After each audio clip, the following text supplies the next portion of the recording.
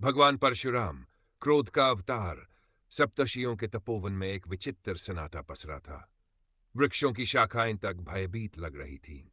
कोई अदृश्य शक्ति वनों के गर्जन में समाई हुई थी। ऐसा लगता था कि प्रकृति स्वयं किसी महासंकट के आने की आहट सुन रही हो। ये वह समय था जब पृथ्वी पर अधर्म अपनी सीमाएं लांघने लगा था।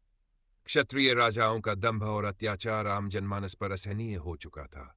ब्राह्मणों का अपमान, धर्म का पतन और निर्दोषों का संहार, सब कुछ खुलेआम होने लगा था। तब देवताओं ने प्रभु विष्णु से गुहार लगाई और एक घोषणा हुई।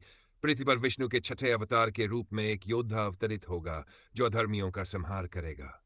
यही थे भगवान परशुराम। जन्म और प्रारंभिक जीवन। महाराज ऋष्यशृंग के कुल में जन्मे महर्षि जमदग्नि और देवी रेणुका के पुत्र परशुराम का जन्म क्षत्रिय तेज और ब्राह्मण तपस्या का अद्भुत संगम था। जैसे ही परशुराम ने जन्म लिया, संपूर्ण वनस्पति में एक कंपन दौड़ गया। ऐसा प्रतीत हुआ कि भविष्य का कोई महान तूफान आकार ले रहा हो। बचपन से ही परशुराम असाधारण थे। 5 वर्ष की आयु में उन्होंने वेदों का अध्ययन कर लिया। 10 वर्ष की उम्र में अस्त्र शस्त्र विद्या में उन्हें महारत हासिल हो चुकी थी। उनके भीतर एक विचित्र संतुलन था। एक ओर शांत ध्यान, दूसरी ओर प्रचंड क्रोध। एक दिन जब वे अपने पिता के साथ यज्ञ की अग्नि में आहुति दे रहे थे, तभी आकाशवाणी गूंजी, परशुराम, तुझे केवल तपस्वी नहीं बनना है, तुझे युद्ध का ब्रह्मास्त्र बनना है। तेरा क्रोध ही तेरा धर्म बनेगा। यह संकेत था एक भविष्यवाणी का, एक भीषण कथा के प्रारंभ का। अत्याचार की चिंगारी राजा सहस्त्रार्जुन है, वंश का प्रतापी, लेकिन अत्याचारी शासक समय के गर्व में चूर था। उसने ऋषि मुनियों के आश्रमों पर आक्रमण करना शुरू कर दिया। जहां तप होना चाहिए था, वहां अब तलवारें गूंजने लगीं।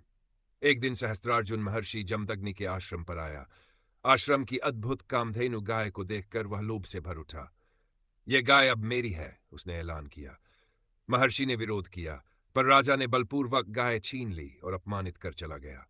परशुराम उस समय आश्रम से बाहर थे। जब वे लौटे, अपने पिता को अपमानित और गाय को लुटा पाया। आग की लपटें जैसे परशुराम की आंखों में धधकने लगीं। बिना एक शब्द बोले उन्होंने अपनी कुल्हाड़ी उठाई, एक दिव्य परशु जिसे स्वयं शिव से प्राप्त किया था। अब धर्म के शत्रु की संहार लीला प्रारंभ होगी, उन्होंने शपथ ली। सहस्त्रार्जुन का वध। परशुराम अकेले थे।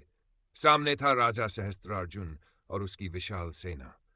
लेकिन परशुराम की आंखों में भय नहीं, सिवा केवल प्रचंड क्रोध था।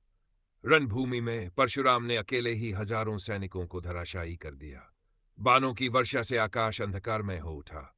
सहस्त्रार्जुन अपनी 100 भुजाओं से लड़ता रहा, पर परशुराम के परशु के सामने वह तिनके की तरह बिखर गया।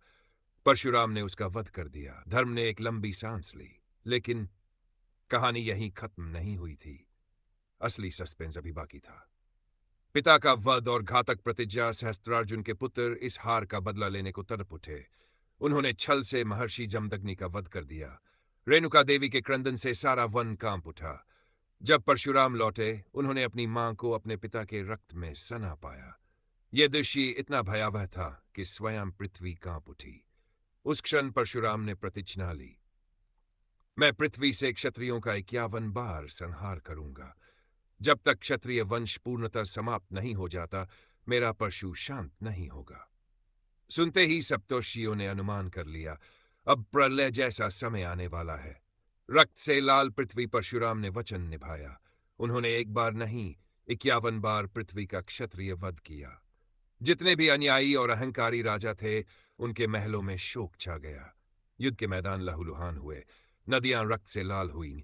पृथ्वी ने थर थर कांपते हुए विनती की, परशुराम अब पर्याप्त है। लेकिन परशुराम की प्रतिज्ञा अधूरी थी। उनके भीतर आग थी जो शांत नहीं हो सकती थी। तपस्या और एक नया मोड़। 51वें संहार के बाद परशुराम ने स्वयं को अपराध बोध से ग्रसित पाया। उन्होंने हिमालय की ओर प्रस्थान किया और घोर तपस्या में लीन हो गए। उन्होंने भगवान शिव की आराधना की और उनसे क्षमा मांगी। शिव ने दर्शन देकर कहा, तेरा कार्य धर्म की रक्षा के लिए था। अब तुझे धरती पर शिक्षण देना है, संहार नहीं। शिव ने उन्हें अमोघ अस्त्र विद्या प्रदान की और आदेश दिया कि श्रेष्ठ क्षत्रियों को प्रशिक्षण दें। यहीं से परशुराम एक नए रूप में सामने आए, युद्ध शिक्षक के रूप में। उन्होंने भीष्म पितामह, कर्ण और द्रोणाचार्य जैसे महायोद्धाओं को शिक्षा दी। लेकिन एक रहस्य आज भी था। परशुराम कभी पूरी तरह से पृथ्वी से विदा नहीं हुए। अमरता का रहस्य ये माना जाता है कि परशुराम अमर है। वह आज भी कहीं तपस्यारत है। कहते हैं जब भी धर्म संकट में पड़ेगा, परशुराम वापस आएंगे। कुछ संतों ने दावे किए हैं कि हिमालय के घने वनों में कोई योगी आज भी तप कर रहा है, जिसकी आंखों में अग्नि है और whose हथेली में चमकता हुआ परशु। कभी कभी यात्रियों को पहाड़ों में एक अदृश्य गर्जना सुनाई देती है, जैसे कोई कह रहा हो, धर्म की रक्षा मेरा धर्म है।